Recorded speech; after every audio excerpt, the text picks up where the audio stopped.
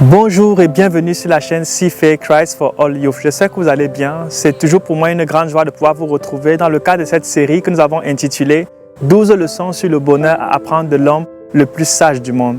Dans la précédente capsule, nous avons considéré ensemble la 7e expérience vers laquelle Salomon s'est tourné dans l'espoir d'y trouver le bonheur, savoir la musique, et cela malheureusement s'est soldé une fois de plus par un échec.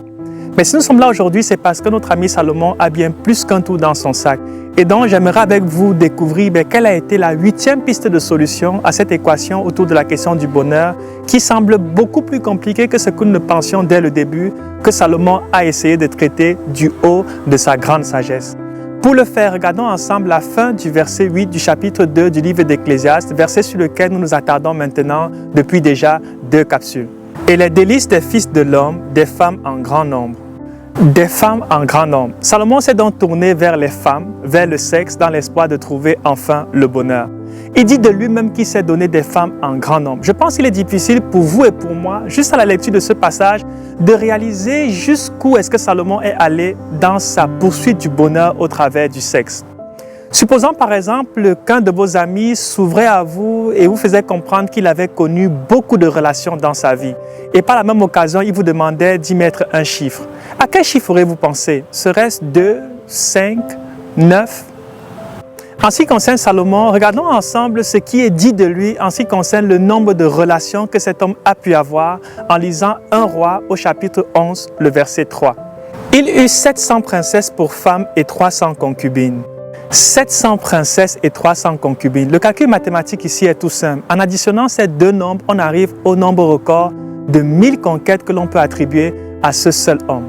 Autrement dit, s'il fallait que Salomon aille avec une de ses femmes chaque jour, il avait besoin d'un peu moins de 3 années pour faire le tour de celle-ci.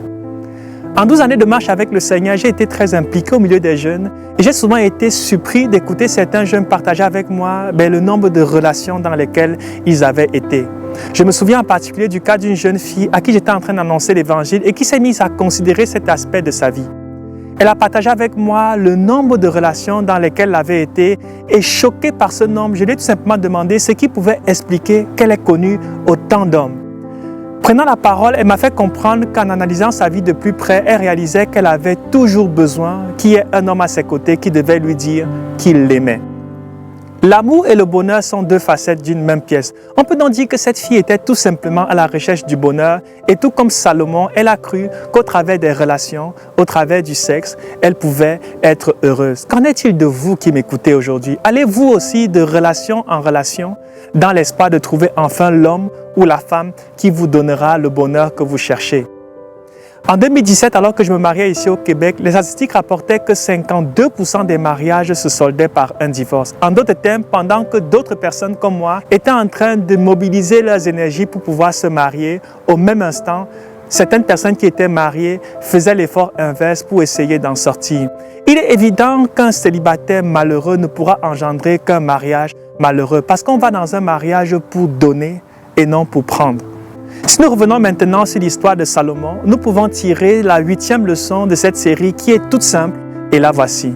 Le mariage et les relations sexuelles dans le cadre de la volonté de Dieu, bien sûr, ne sont pas là pour nous donner le bonheur, mais pour accompagner un bonheur qui existe déjà. Je veux reprendre cette leçon. Le mariage et les relations sexuelles dans le cadre de la volonté de Dieu, c'est-à-dire dans le cadre du mariage, ne sont pas là pour nous donner le bonheur, mais pour accompagner un bonheur qui est supposé déjà exister. Nous voici rendus au thème de cette capsule. Je veux croire que vous avez été bénis parce que vous venez de partager ensemble. Si c'est le cas, n'hésitez pas à mettre un petit pouce sur la vidéo et surtout, partagez-la autour de vous. Peut-être avez-vous un témoignage concernant la poursuite du bonheur au travers des relations, au travers du sexe. Il nous fera plaisir de lire votre témoignage. Laissez-nous des commentaires, nous prendrons le temps d'échanger avec vous. Si vous n'êtes pas encore abonné à la chaîne, c'est le moment de le faire. Faites-le maintenant et surtout pensez à cliquer sur la petite cloche afin de recevoir des notifications quand nous publierons de nouvelles vidéos.